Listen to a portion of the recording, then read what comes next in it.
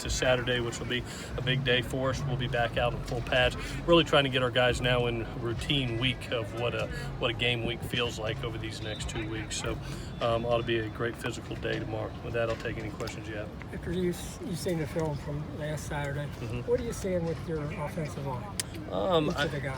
I really thought the ones did a nice job of executing, not a bunch of blown assignments.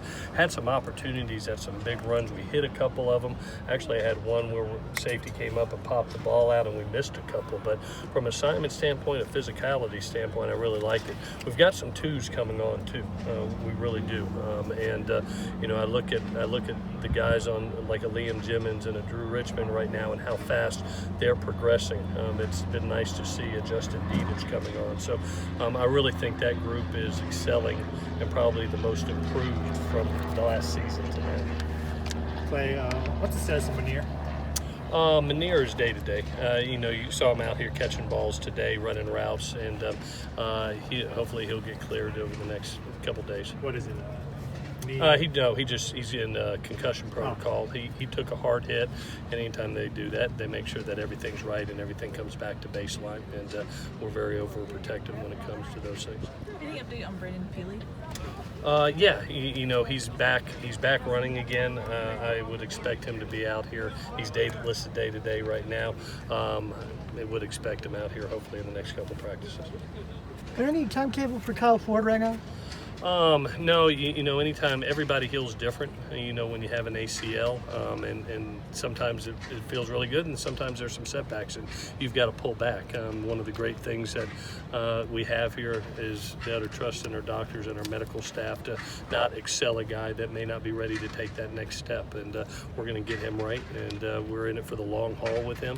You got to remember he had that injury late in the season, and that can be anywhere from a 9 to 12 month rehab to be fully back. So we're not going to rush it.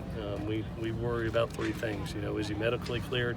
Is the kid comfortable? And how is Mike Gutt with it? And right now he's progressing, but not to the point where he can be out here practicing. What was your evaluation of the quarterbacks on Saturday? I saw some really brilliant throws, and then some things I know they wish they had a couple throws back. But I thought our deep ball, one of the things that we put a lot of effort, as you see each and every day, the first thing that we do is pitch and catch the deep ball. And the kids are playing it really well, but the quarterback's deep ball accuracy I thought was excellent. Clancy brought a lot of pressures, as he always does, and they're recognizing it and getting the ball out. You didn't see a lot of balls held. So I like where they are right now. We've got another week to go here and before the next scrimmage, so hopefully their progression will keep on. What do you need to see out of them before you make a decision? I hope one separates himself and truly, takes command of this offense. I think each one of them is doing some nice things, but I'm hoping one will, jump forward and separate himself from the rest. Is that any limitations on Stephen Carr? Is he? No, I thought Saturday was a good day for him. Really a first day of back getting some live. We're going to do some things tomorrow to help accelerate him too, as far as reps in some live areas. We're going to be working our 4-minute drill in the game where it's must make, and you have to run the ball to get the first hit in the game. So he's going to be put in some tough situations tomorrow, which I'm looking forward to watching him. Talanoa had 2 interceptions out there today. Mercy. Where is he taking the biggest step? I think he's always had natural ball skills. If you remember him up in Corvallis, Oregon, he played every play. He was an offensive player as well as a defense player as well as a special teams player for his team. For him, you could just see how comfortable he is now in the system. He's the one communicating and making the calls, where last year he was just getting lined up and worried about him. Now he's actually making the calls for everybody and getting them lined up, and then made 2 really special plays. He makes a one-hand low ball catch that looked like one of our wideouts. So it was nice to see him really come out. That's how special a player he is. I think he can be one of the best in the country by the end of the season. Is there something that you could point to with JT that you see now that you didn't 12 months ago? Yeah, just getting the ball out even quicker. You can see him diagnosing things, and it was evident on the tape that we saw of him seeing pressures like I was talking about, and just not letting it get to him. I mean, last year where sometimes he could get fooled from time to time. Young person, reps, experience, that helps you. And now he's seen those pressures, and he's really getting the ball out before kids can even get anywhere near him. It was great to see on Saturday. When you guys first recruited Munir, I know he committed when he had the torn ACL. What was it that you saw in him early that gave you confidence that he would recover from that and could be a good college? Yeah, a couple things. Just having gone to the high school, having sat down with his head coach, really getting a feel for how much he believed in him, being able to watch him not only play football but basketball, be a two-sport kid, and then just meet him in person. When you meet him in person and you see what type of guy he is, you see the plays on the field.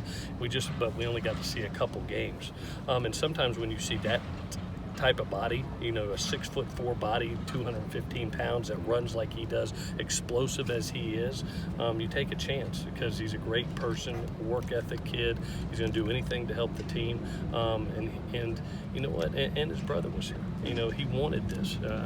He wanted to be here. He wanted to be a Trojan, and that says something too. So it was just the right fit for us. And sometimes you don't worry about what people's opinion are stars-wise. You go with your gut and you say, hey, this is a kid that fits us, and we feel is going to be really talented when he's healthy. Now that he's a second year removed from that injury, do you feel like he's kind of getting back to what he was? Oh, no, yeah. You saw the one play the other day with him going down the boundary. 3 guys tried to tackle him, and the last guy tried to catch him, and he outran them all.